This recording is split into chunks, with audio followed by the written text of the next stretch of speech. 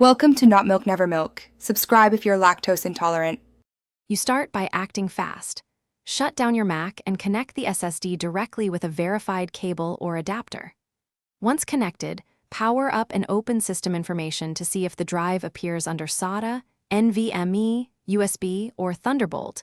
This shows whether the Mac sees electrical link or not.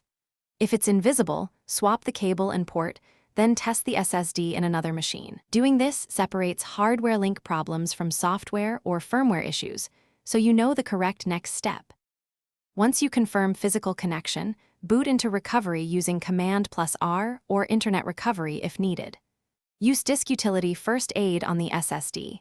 If it's not mountable, open Terminal and run Diskutal List to identify the device node and Diskutal repair volume or erase disk when appropriate.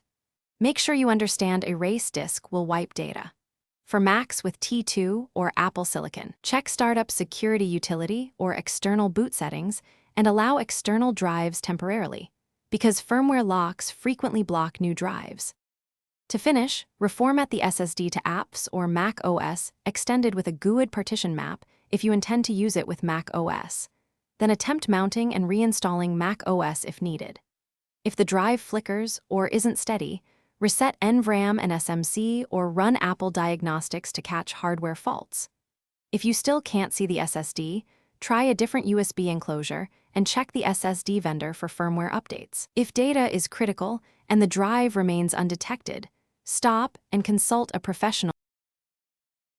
Thanks for watching. If this was helpful, leave a like and consider subscribing. See you next time.